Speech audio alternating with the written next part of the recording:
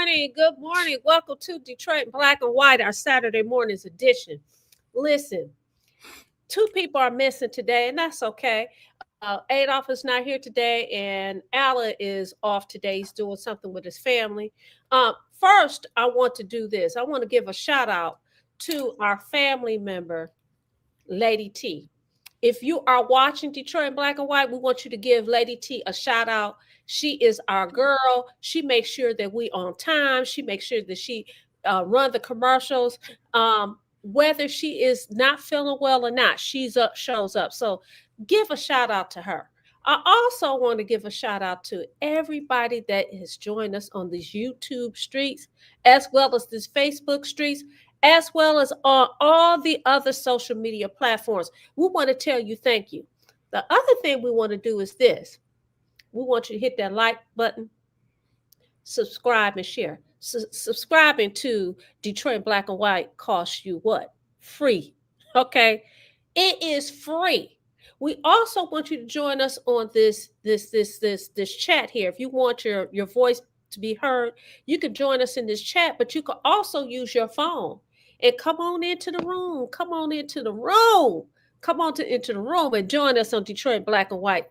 Listen, Jim and I, we know how to bring it. We're going to bring it hot, hot, hot on this very cold Saturday morning. Who am I talking about?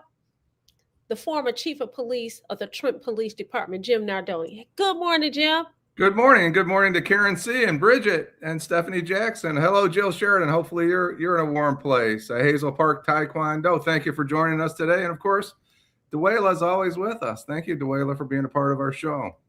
I'm going to tell Dwayla's business. Dwayla's somewhere warm. Good for Dwayla. She was somewhere warm. It is cold in the D. I mean, cold.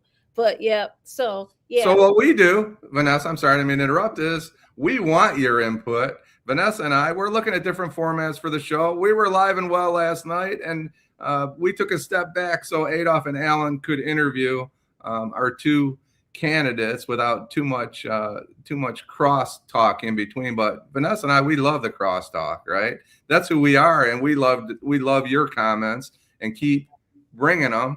And we're going to give you an assignment today. So we'll talk about that in a minute. Go ahead, Vanessa. Right.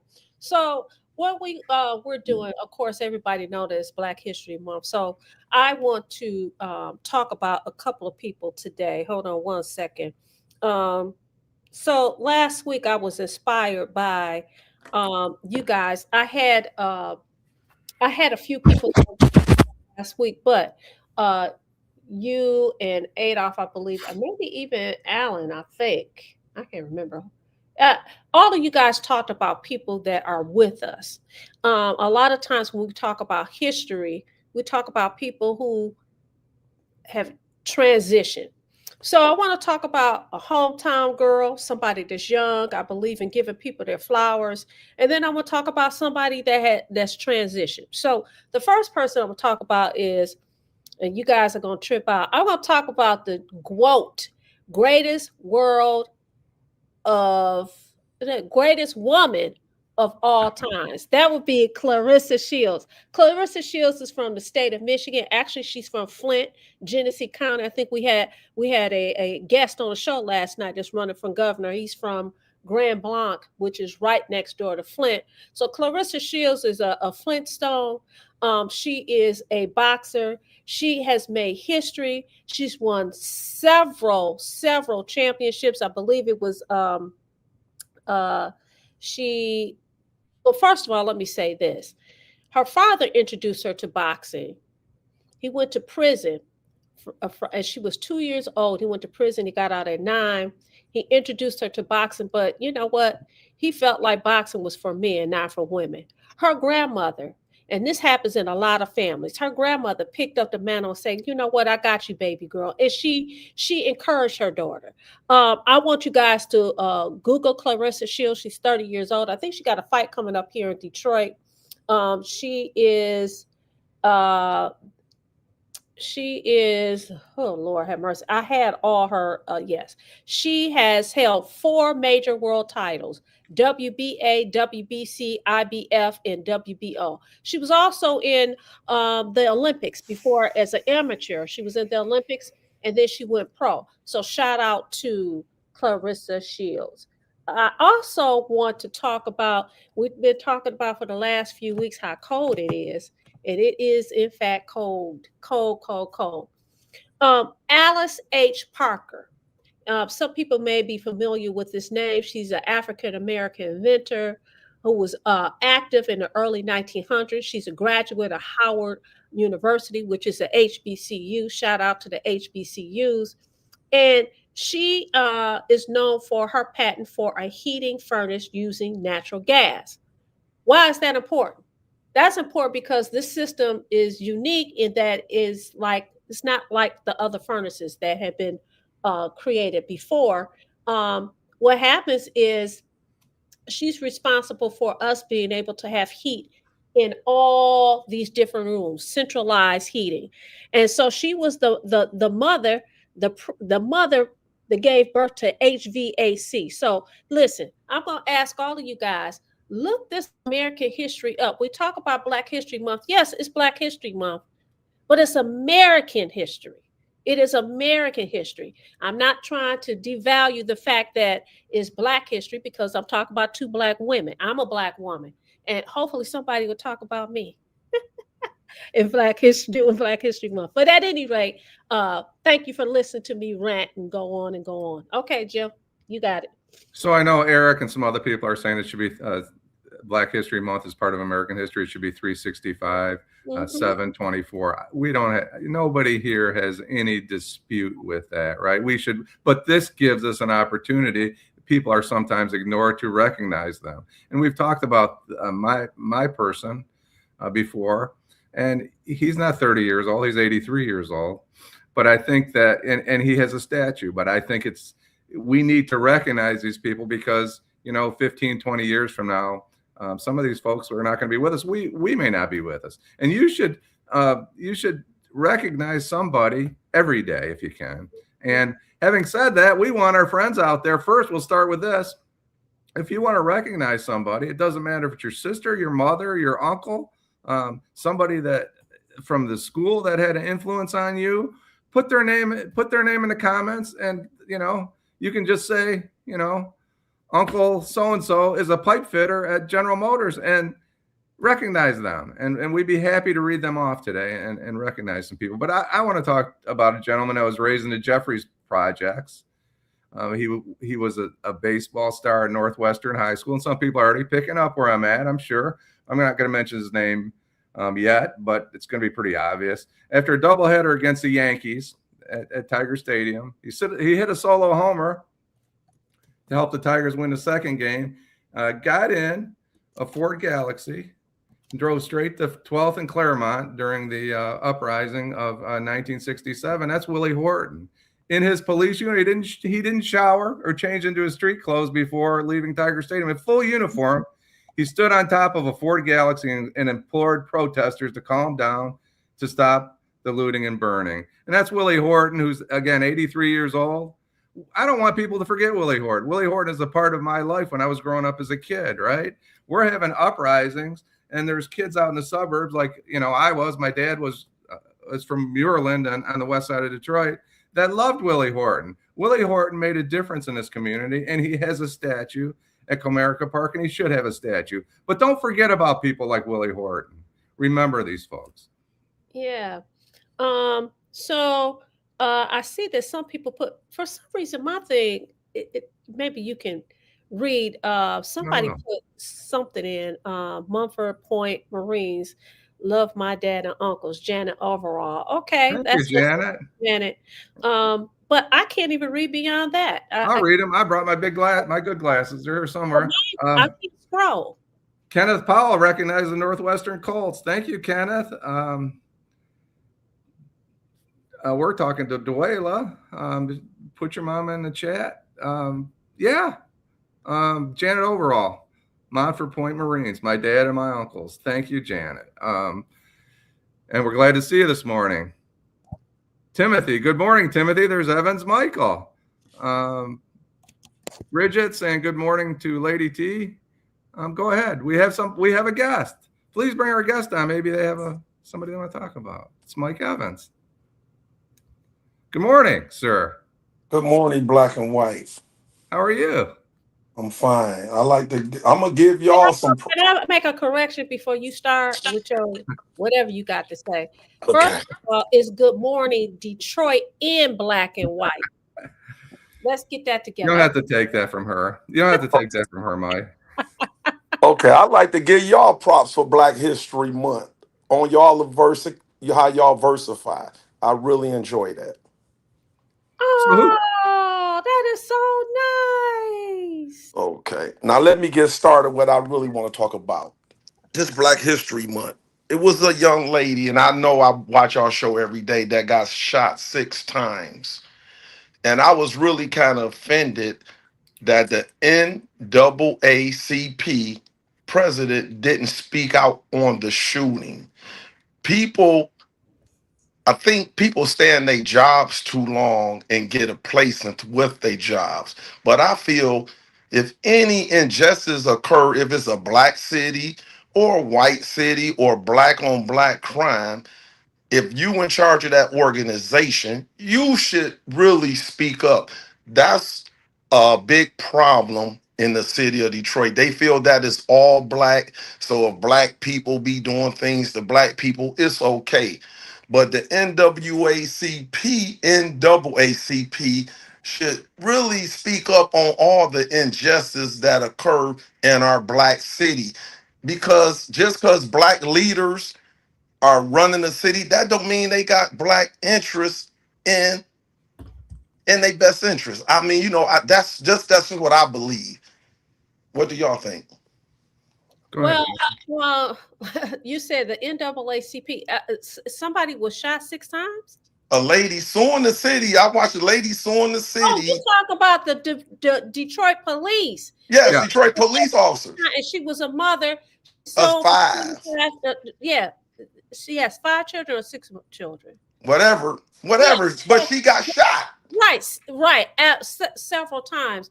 And what you're saying is the NAACP should be outraged about that you have somebody that is a public servant who is working for us and getting paid by us, could have killed the lady, right? Shot her 6 times, and you don't have anybody talking about that, but you have the same individuals giving a press conference about what's going on in Minnesota. Is that what I'm getting from you, Mr. Evans? Is that what we're all getting from you? Exactly. Exactly. Okay. And I want Mike to weigh in on when I get to my outrage, because I think he's exactly right on that. Wendell Anthony, for the good he does, you can love him, hate him, whatever. He needs to be more focused on what's going on. And I think Mike and is it okay if I call you Mike or yes. Michael? Yes, you call whatever you want. Just get the point out. Is that we focus on what we think. The people that are in charge, the people that have the voice, are the people that focus on what they think is important. And when I get to my outrage, you're going to see that where I think it's, some of the lunacy of it all. So this young lady was shot 6 times, and it's barely news in Detroit. You don't hear this story. I just read about it, and I was outraged, as you are, that nobody's talking about it. Mm-hmm. But we're talking. In fact, can I go into my outrage, Vanessa? Are you okay? Well, I do want to say this. Let me say this before you go on to your outrage. I feel like you could do more than one thing at the same doggone time. You can talk about what's going on in this country, because guess what? What happens in Minnesota can happen in Detroit. But I am a firm believer that you are supposed to take care of home before you take care of anything else. So there should, as far as I'm concerned, when we talk about leadership, and we talk about leadership all across the board, they should not determine what ails us. It's the people who determines what ails us. It's the people who said, listen, This is what's going on in our community. This needs to be addressed. People are waiting for these national headlines. What's going on? And again, like I said, we could do two things at the same doggone time. It just doesn't seem to be that focused. Go ahead, Jim. You go for your outrage. Should we do our break first, and then? Oh yeah, it's time for. We're with the great Michael Evans. We're Michael Evans, and we're gonna take a break and get back. Right.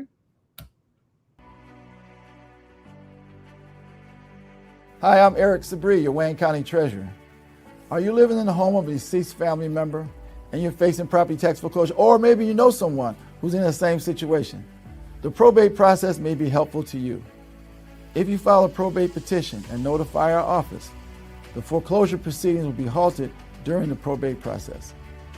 We have several nonprofit partners who have free attorneys who can assist you. Contact our office, 313-224-5990, or email us at taxinfo@waynecounty.com. Don't lose your family property. Some of these properties have been in the family for 4 or 5 generations. Contact us now. We're here to help.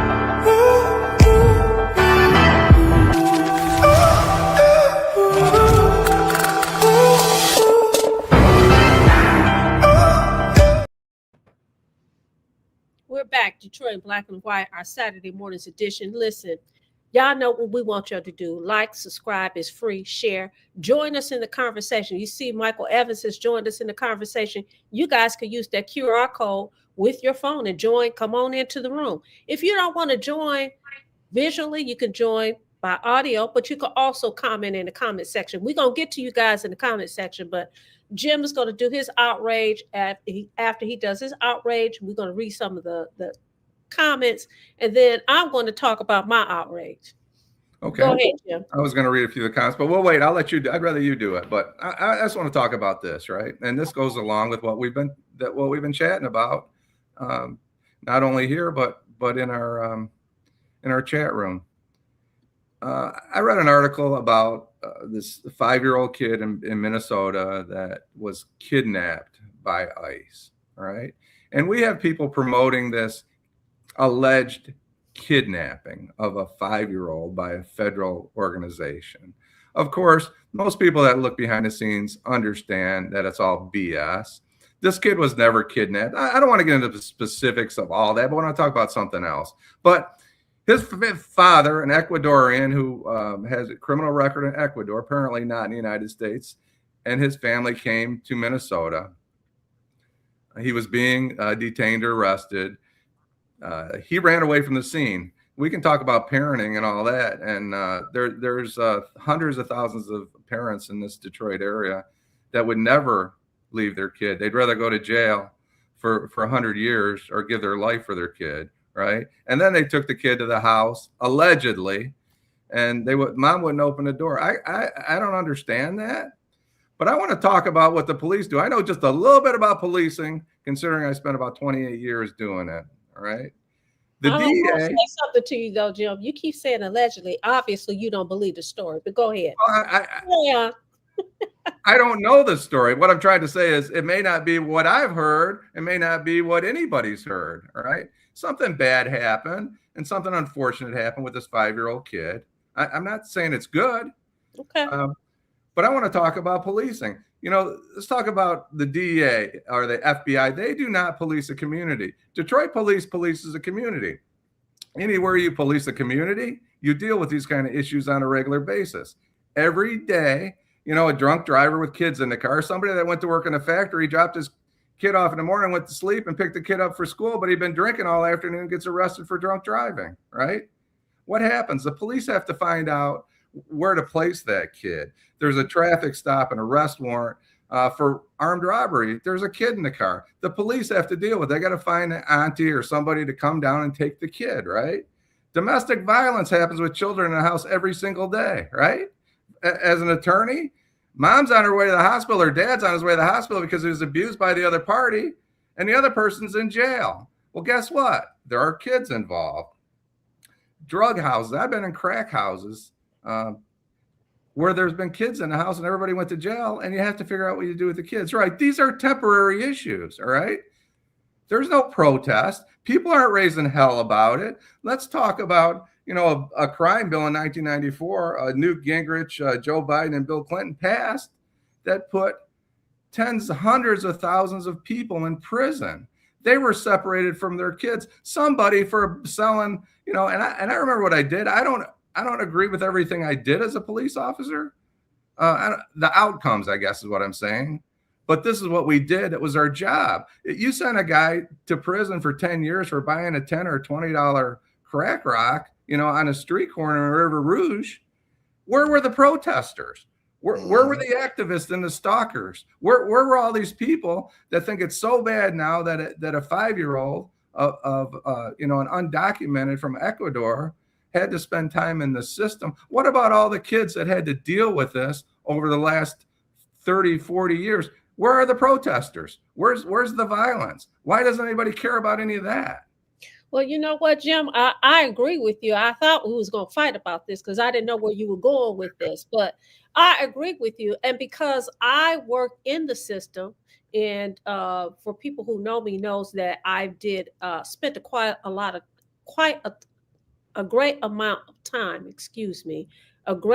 of time, doing work in the juvenile court. And you're absolutely correct. There is no outrage about things like that. People abandon their children, maybe not the way that this man allegedly abandoned his child, but there are people who abandon their kids every single day, and there is no outrage. And I think that goes to the point that Michael Evans was bringing out. Why is it that we don't have these leaders in the city of Detroit, in the state of Michigan? Because we're in the campaign season, right? You have all these people that's running for office seeking to be, represent us in DC or represent us in Lansing. Where's the outrage for that? I agree with you, Jim. People in the chat, what do you guys think about All it? right. Go ahead, Mike. Let me do another. I'm gonna start one more conversation on immigration. Listen to this. If you come in United States illegally and you say you coming for asylum because you fear that you're going to get hurt or murdered in your country that you left, I have no problem with that, but do it legally. But this is the point where the government is failing United States. You let them people come here. Them people come to the black community, build their wealth up, and guess what? Just like in Minnesota, these same people say they so scared to go back home, they go back to their country where the government done let them come to. I'm so scared. But then they go back to their country with bags of American dollars. So much money is you can't even count it. But if you so scared to go back, why you taking all that money with you and building all them big pretty houses? All them foreigners do that to us. And that's a failure of the government, not Detroit, not Michigan. The United States let these people trick them. Oh, come over here. But as soon as they get $1, they get on the first thing smoking back home, come back and forth with all that money. You might don't agree with it, but I know I'm a veteran. I've been all over the world, traveled. People, they see me, oh, you ain't like what they taught me to believe that you look like. I say, yeah, we ain't like that. So I don't know, but I think it's the government's fault, and they need to end that. So let me ask you a question, Mike. Where's that money coming from? Who's losing that money? If the money goes in the pockets of a Somalian and $1 million goes overseas, who is that affecting in our community? Who's losing out on that money is the question. My people, because they get it from our neighborhoods. They get it from our neighborhoods. But I'm gonna give you another example. Well, Mike, wait a minute, Mike. When you say our neighborhoods, there are people who say the Somalians are our people. They don't think. I'm not gonna sit up here and accept that from you. They don't think they black until they in trouble. I'm not gonna accept that. Listen, if you watch The media, they say, and these are people that are in leadership, they say, listen, they are Black people, they are people of color. And guess what? They're doing that to them, they can do it to you. But to your point is this, you're saying, hey, the money is coming out of our community, and basically you're saying that the Black community loses out. How many I'm not Somalians just have talking you about seen in the Somalians. I'm streets? talking about Dearborn. I'm talking about, and I ain't not talking about them. I'm just saying, I'm talking about all, if you go to any Black city in the United States, other people are running our businesses. Not at a fault to them, at our own fault, because our leaders, I'm going to tell you this, every city official in Atlanta and Alabama, wherever we at, guess what our leaders think, Vanessa? Our leaders think we was the kids on the yellow bus with white helmets on top of our heads. Like we don't know. They've been tricking us so bad, they believe we still got the white helmets on the top of our head, can't get off the school bus. We need to wake up. I'm talking about all of Black people need to wake up. Lord Hey, have Mike, can you tell us just a little bit about your experience in the United States military as a patriot? Thank you for your patriotism. Thank you for protecting all of us. But can you tell us just a little bit about your what you did? Well, I was a 76 Yankee Y-10. I was a small arms specialist and supply sergeant. I ran the 8 Mile Army on eight. When I came home, I ran the 8 Mile in DeQuinder supply room for 4 years. So I did my service, and then I came home and I started purchasing property.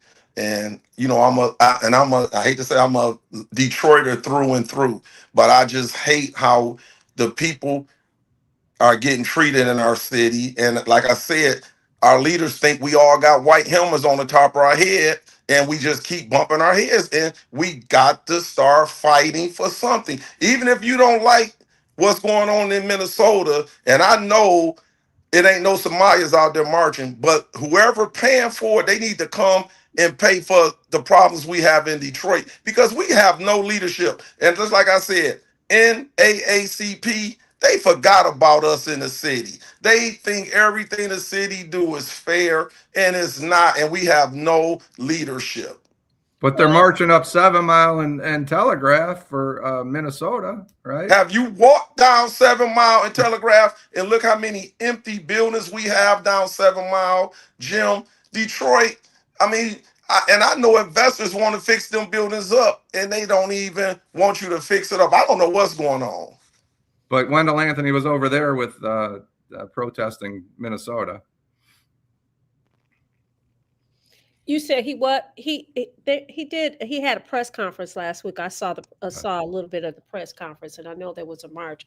But this is the thing: do you blame him or do you blame the people? Because people aren't demanding that of the NAACP. That's what I just said. And so, if the people aren't demanding that of the NAACP, why would you call him out? Why would you call him out? Because he's a politician. Go ahead, Mike. Go ahead. Because I just told y'all they think we got white helmets on the top of our heads getting off the yellow school bus. And that's what we have to, just like you said, we can't make nobody change. We gotta make them change by our actions. We gotta stop accepting the mess that we are getting. I'm telling you. But this is a situation where the solution sometimes is worse than the problem, right? When they turn into politicians like the politicians are supposed to be up against, the politicians they're supposed to be challenging, they just become a part of the problem. And that's like when the union, when they're out in Palm Springs buying Rolexes and playing golf, they are not the solution. They're part of the problem. So we should get to our friends. Yep.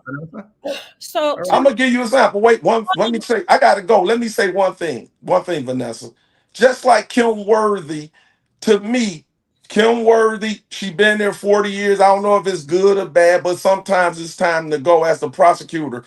And I went in front of Judge Giles and I sat in his courtroom and I watched how he mandated people to come in there respectful, how you dress, how he the only judge in there demand style and how you supposed to be when I was a kid. And he the only judge. I don't know what the situation, but when I heard that, I was like, why would you be picking on a man who want black people to come in his courtroom acceptable and respect him? I don't understand what's going on. So sometimes our leaders can be there too long and it turn into not leadership, ownership. It's a difference between leadership and when you think it's yours and it's not yours. Well, you know what, Mike, for those of you guys that don't know what Mike is talking about, there was a story, and I alluded to it the other night. We didn't get a chance. I wasn't there on the show last night, so we didn't get a chance to talk about this. But there was a story in the Detroit News about Prosecutor Worthy. She is running an internal investigation on some rulings from Judge Giles, and there was a caption that says, you know, is he making up law? Supposedly, when the media contacted her, she said that was an internal memo and that this wasn't supposed to get out. Here's the deal. For me, as a practitioner, I have a problem when you believe, because her actions to me says that the judge's role is to be an extension of the prosecutor's arm, right? That is not true. You have defense, you have prosecutor, and you have the judge who is supposed to be in the middle, right? And it doesn't appear that way, especially when you keep hearing stories about judges under fire. You had Judge LaToya Miller, who that she had a problem with because of her ruling. A judge is supposed to follow the law, and following the law does not have prosecutor or defense written on it. The law is the law. So I think that is the story that you're talking about. I do believe that we do have people that sit in office, be it Congress, be it the Senate, and I'm talking about all of them. I don't care if you're a D or an R, all of them sit in these positions, and people re-elect these people over and over again. If you want something different, do something different, but you don't. And let's be clear, a lot of times these people that have been in office a long time, if they hear that somebody is going to run against them, they do everything in the world to prevent that person from running against them. And that is unfortunate, because to me, that is not democracy. We have somebody else that's joined join us, Les Little. Thank you so much for joining, Les. Let me get to some of these comments and then we'll get to you, Les. Timothy Squire Bay says, to me, every month is Black History Month, just like celebrate American history. G Money Hollywood, he said, hey, good morning. Talk back to, hey, we talking back to you. We miss you. Duela said, good morning. I want her to talk about her mom. Her mother made history impact. Maybe she'll come on another day and talk about her mom and what history she's contributed to the city of Detroit. Janet overall says, glad to be here. My cousin from Texas is here. Hey, shout out to Texas. Dorian Denard, good morning. Deborah Harris, hey girl, hey. Dorian Denard, if I'm not mistaken, the cop, and they talk about the cop that shot her is Black. They're talking about the young lady that was shot 6 times by Detroit Police Department. Terry McCrimmon says, I remember Willie Horton coming to a church on weekday when I was about 10 years old. He sat there with us. It was about 15 of us, and he told us to go for our dream, and don't let anyone tell you that you can't succeed in life. Thank you, Terry. Yeah, Hazel Park, Taekwondo, what's up? Money controls people. Absolutely. Dorian Denard says the news did report it when it happened. What else do y'all want? G Money Hollywood says, I said in an earlier cast, Black history is not just American history, but it's global history. Blacks have penetrated the entire universe, and it's because of Blacks that the world is being in existence. Terry McCrimmon talking about the shooting, the police officer shooting the lady. He says it sounds like murder to him. Where are the murder charges? Stephanie talking about the protests in the NAACP. She said no protest for local shootings by law enforcement. Doria says the story about the lady is only in the news because she's suing. Dorian also says what could have the toothless NAACP done? A chicken dinner and a press conference. Come on, son. Les Little, who's joined us, he said the Detroit chapter of NAACP has been missing in action for years. Deborah Harris says, yes, I remember Tracy Allen, a Detroit mother of 5, filed a $25 million federal lawsuit in February 2026 after being shot 6 times by Detroit police. Timothy Squire Bay says Detroit NAACP leader is a joke. He only speaks on national news, not local news. Ricardo, thanks for joining, Mr. Moore. You got to come on. Daryl Van, Sherman Lee Butler, Tracy Allen, Detroit police. Karen Worcester says the media goes for sensational headlines. I could not agree with you more. Jill is addressing you. She said, allegedly is right. His lawyer maintains the father did not flee like you. He would never abandon his child like that.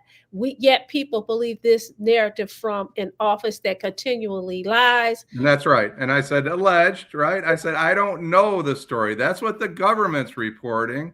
The other side's reporting something else. The truth is typically, sorry, I didn't mean to interrupt, but the truth is typically somewhere in the middle.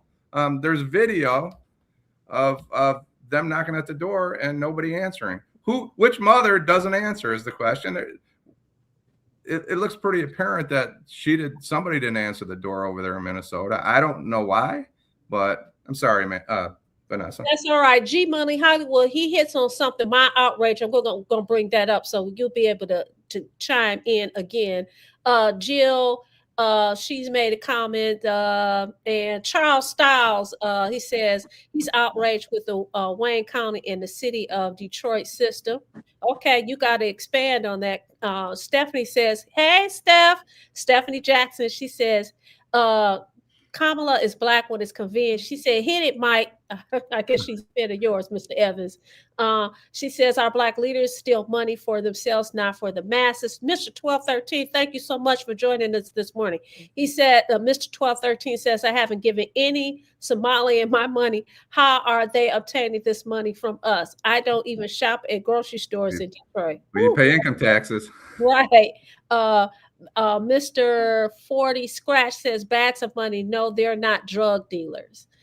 And Hazel Park says you should run for prosecutor. I don't know who he's talking about.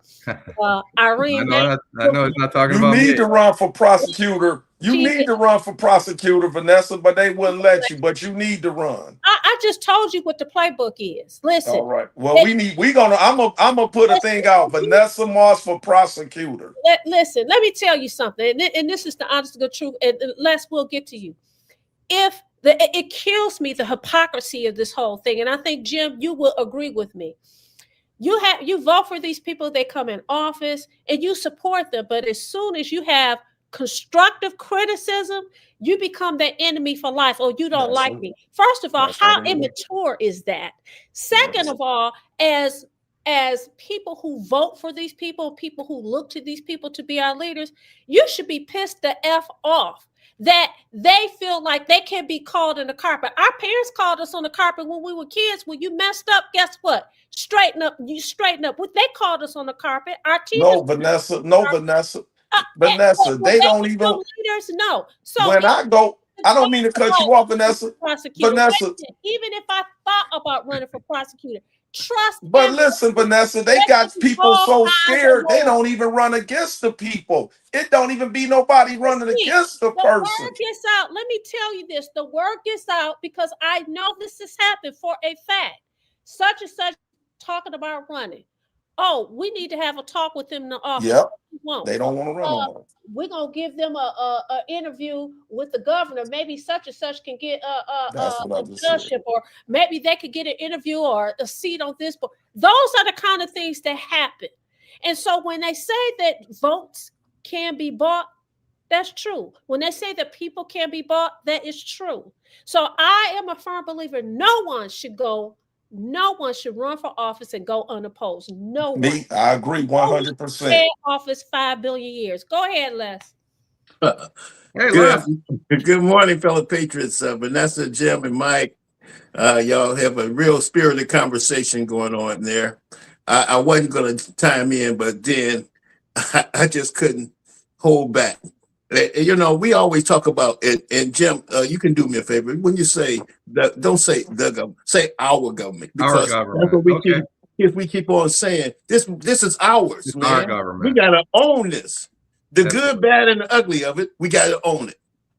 Of the vote is our voice, and our voice is being hijacked by big business and money. I mean, when I was first started voting many years ago, money wasn't a factor when you ran for office. It was ideology was on Front Street. Now it's, oh, how much money you got that you can win, because you make it, you can you can draw the most money. See, that kind of stuff got to be going to the wayside. What kind of ideology do we want to put into our neighborhoods to make change effective? And that's the problem right there. We don't have, I guess, experienced people running our government. You know, if, like, say Vanessa's a lawyer, she should be, she should be the prosecutor, but she won't get there because of the politics in politics.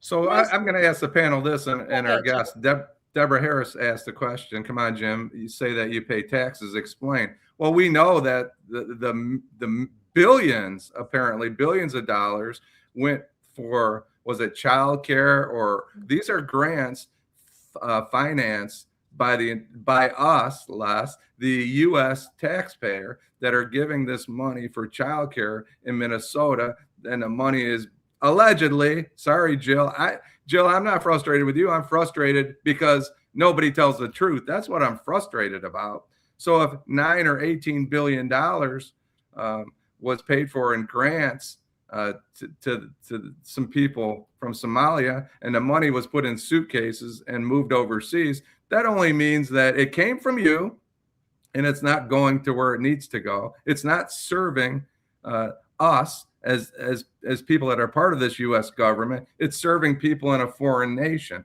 And again, these are allegations. Apparently, TSA's got $9 billion leaving this country in suitcases that nobody, that our government said it was okay to move.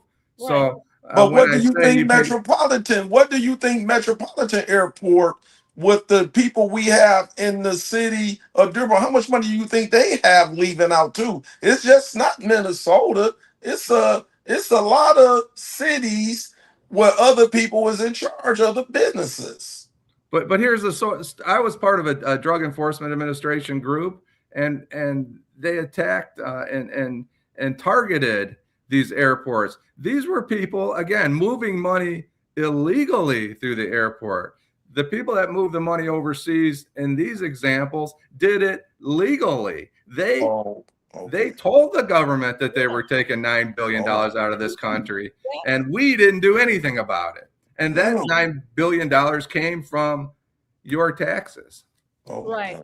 So Terry McCrimmon says your guest host is correct. It's about how much money you have. How else can you explain street Thanagar? But guess what on that? Guess what on that, Vanessa? Let me finish. Hold on. Timothy Squire Bay says Black people is not a nationality, nor do they a country to call their own, like other people of color. Dorian Denard says prosecutor's office is a patronage house. Y'all just figuring this out. It's controlled by the elites. Frank Struthers, thank you so much for joining us this morning. He said, Frank Struthers says, I thought color was a slur. Now, ? Stephanie says government funds. Okay. And Janet, she says, thank you, my friends, for watching. You understood our assignment from Mississippi, Vanessa. All love. Look, Ricardo Moore, if you can join on, we want you to join on. Go ahead. All right, let me say this, Vanessa. I understand what the gentleman said about money, but money don't vote. So what we have to be, even with our local news channels, they, like right now, they saying the mayor is 23%.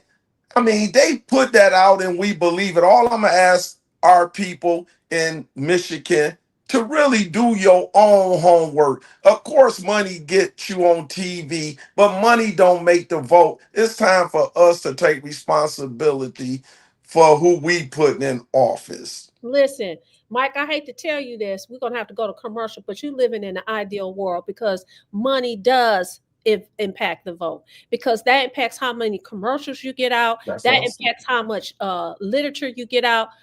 Listen, I'm getting ready to run for office now.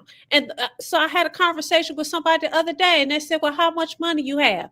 This is, we're talking about just getting signatures to put, so my name could go on the ballot. So listen, money does talk. Money does make a difference. Well, And I tell you what, tell them. people that will suppress you getting money. I want you to tell them Mr. Evans gonna go to all his black friends who got businesses and gonna bankroll your running for office. So now they in trouble. Wow. Tell them they in trouble now, Vanessa. They got me mad. We going to the all black business owners, and I'm gonna make sure they give you some money. It's Wayne County. I need everybody. Well, I'm gonna go to everybody I know and get you some money because I know you will do a good job. Jim got me. Jim and Lady T got me. Go ahead, Leslie. We got to go to commercial too. Go ahead, Les. Well, I can say I'm not gonna argue with the point of money is not important, but it is, because you're not to have it to put the message out. But people got to do their homework. We have to engage the people, and we have to make sure that civics is important in school. We had a clerk that once went around to high schools and made sure they was registered voters when they got graduated. We got to start doing that. We got to really engage the young people, because the young people are the people that are going to have to change the world, because we can't, they want to inherit what mess we left it in. Okay. Okay, so we're going to shoot the commercial. When we come back, I'm going to talk about my outrage. I'm going to tell you what it is. It's that thing that was going around on social media that the current administrator put out with President Obama and his wife looking like apes. We're going to shoot the commercial. We're going to come back. Detroit in black and white. Hi, I'm Eric Sabria, your Wayne County Treasurer. If you're living in the home of a deceased family member and you're facing property tax foreclosure, the probate process can be helpful to you. If you file a probate petition and notify our office, the foreclosure proceedings will be halted during the probate process. Contact us at 313-224-5990 or email us at taxinfo@waynecounty.com. We're here to help.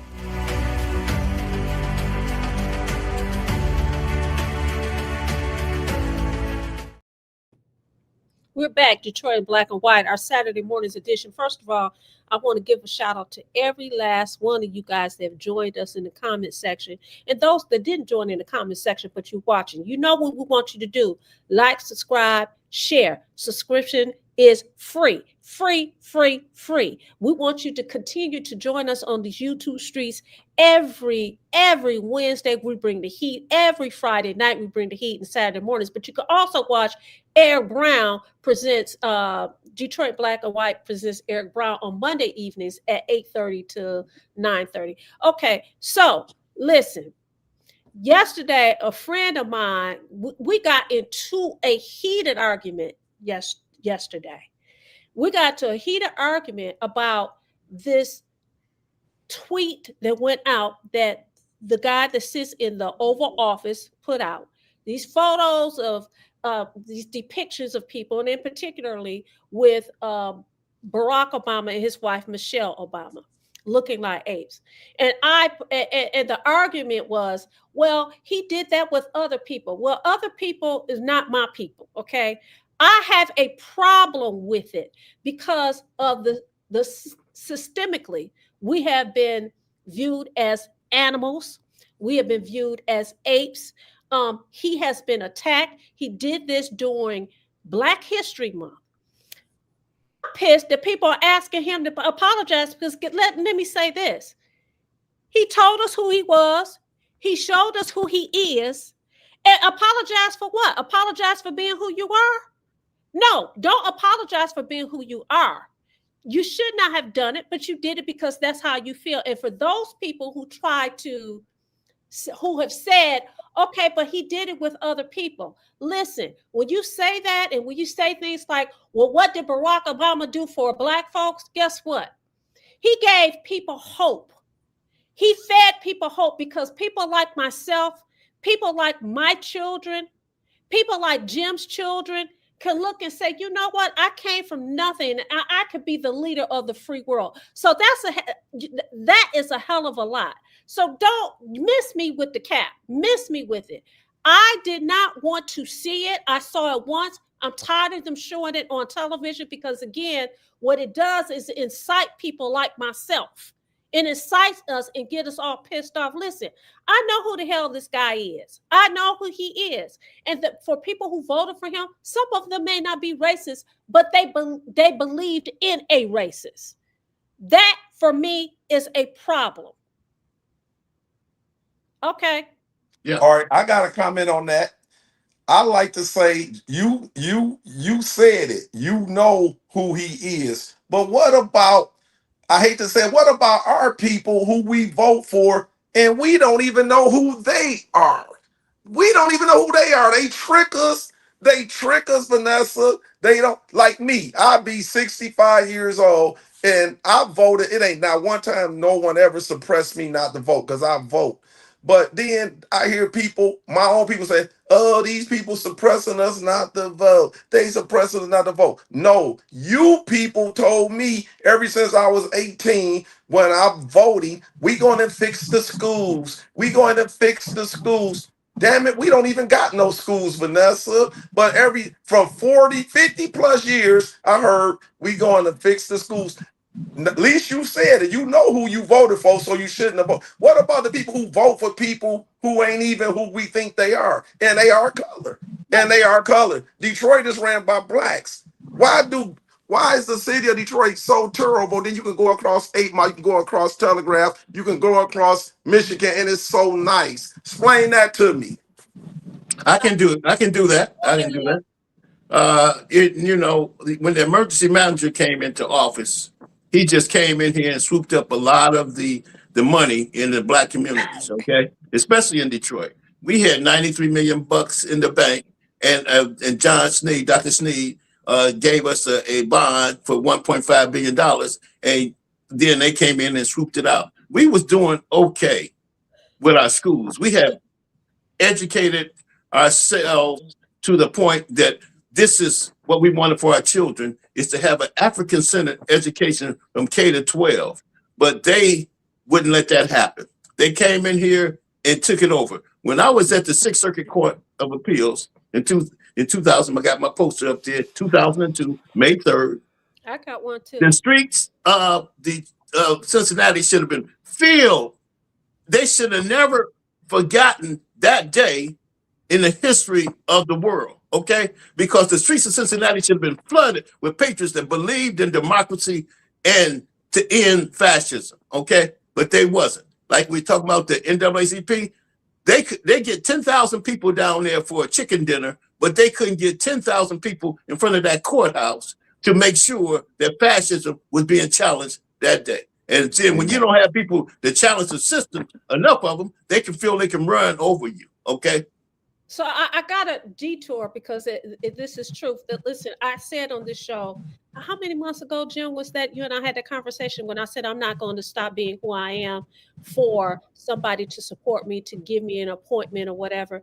Listen, when you run for office, somebody just called me the other day. Okay, Vanessa, after you get your signatures and those who want me on the ballot, I need you guys to get in contact with me so we can get your name on my ballot. I mean, on the petition, so my name can go on the ballot.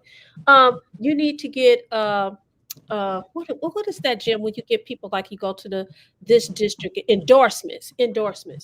Now we're sitting up here talking about the NAACP. The NAACP, the Fannie Lou Hamer, which is an arm of the NAACP, what? They do endorsements. Money. They do money is what they do. So if you say anything that they perceive as negative, guess what? You're not going to get the endorsement. This is an example of how people can be suppressed. You don't get the endorsement, then you don't get the help that you need for people to stand out there at the polls to pass out your literature. You don't get the literature with the endorsement and that kind of thing. Those are the kind of things that make a difference. So it's easy for people to say, hey, vote for this person. But if you're not allowed to get your message out because you're being honest and authentically you, it is always going to be a problem. But guess what? I'm not gonna stop being who I am. I'm just not. So, and you never should. Don't sacrifice who you are for any other human being. We only live once, right? So, can I go to our guest? I want our other guest, gentlemen. Will you stay with us? You've made this a great show. Telegraph is not a border, Dorian. Over there, I think it is. 6 Mile and Telegraph, 7 Mile and Telegraph. That's Detroit, isn't it? Maybe I'm wrong. This guest thinks like me. The people have voted against an emergency manager. That's democracy. But the powers in Lansing get together behind closed doors and decide that the people in Detroit vote. Their vote doesn't matter. You're getting an emergency manager anyway. That was definitely a cluster, Terry. Thank you. Through an executive order. That's not democracy. That's a good point.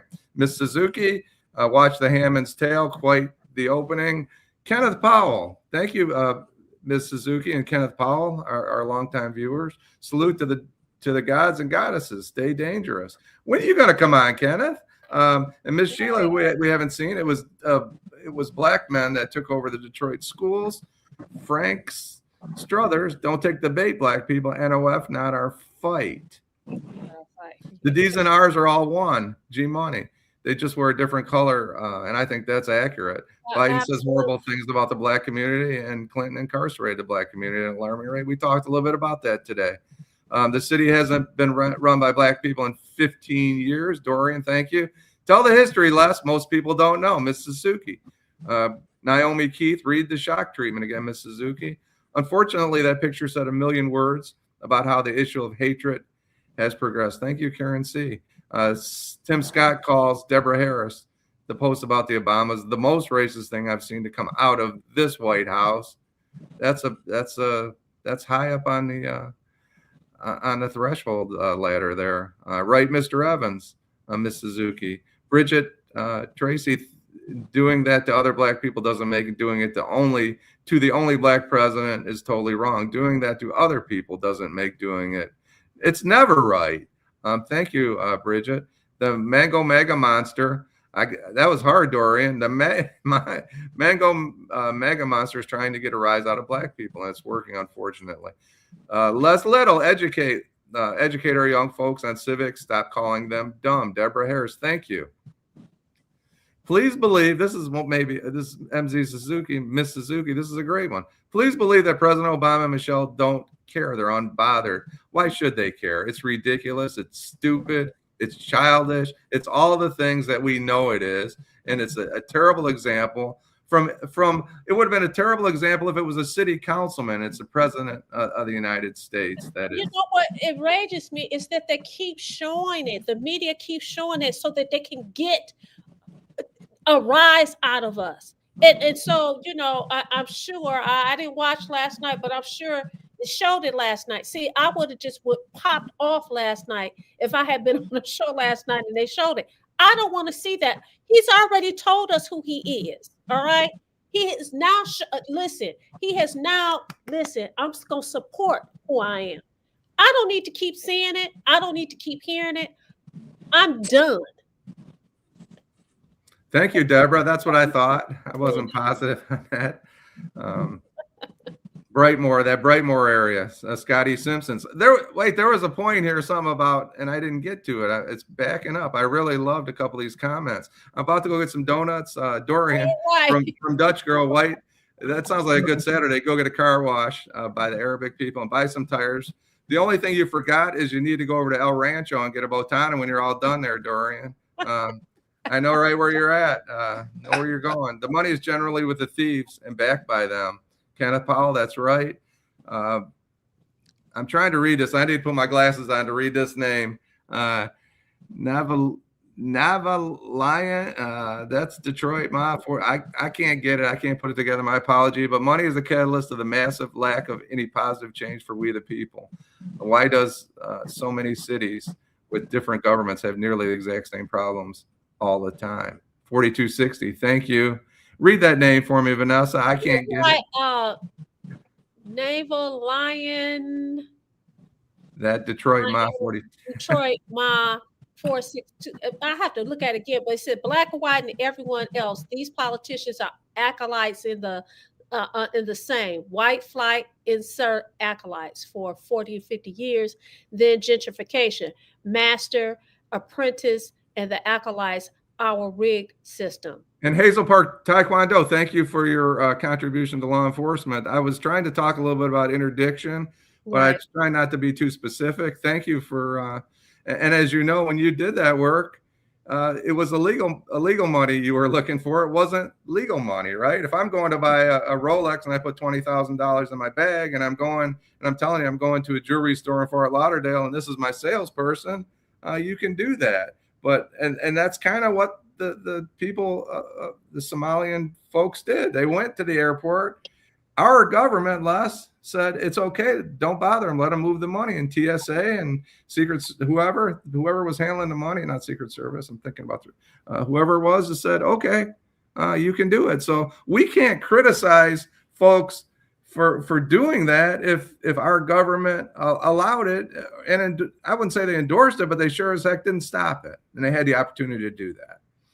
Well, we have hit up at the 11 o'clock hour, so it's time for us to end this wonderful conversation. First of all, we want to thank Mike Evans, Les Little for joining us using that QR code. We're going to ask the rest of you guys to join us again on Wednesday and use that QR code and join us. Listen, just like I don't want the guy that sits in the White House to apologize for being who he authentically is, Jim, Vanessa, Adolph, and Alan, we're going to continue to bring and be who we are. And Mr. Little and Mr. Evans and Duela and, exactly. and Janet and Dee Hughes. There's Dee. Where's she been? I had to answer a question. I have to answer it next Wednesday. She asked where we were. We stood down. We talked about it a little bit earlier, so Alan and Adolph could interview those fine candidates. But this show is made by the people that participate. And if you did notice today that Mr. Little and Mr. Evans made this a great show, thank you, gentlemen, for joining us. Please come back anytime you want. And Karen or Stephanie, Duela, Janet, D. Hughes, you guys, anytime you want. G Money, all our friends, please come on. Look at how good this show turned out. It was a great show because of. And next week, when you guys join, you need to tell us who your Black hero is. It doesn't matter if it's your auntie, the person down the street, the number lady who helped, who put money in my pocket when I was growing up. Whoever it is, you can put it in the chat. You could join us. But listen, have a wonderful, safe Saturday. Wrap up cold in the D, and we love you all. Thank you. Thanks, Lady T. We love you.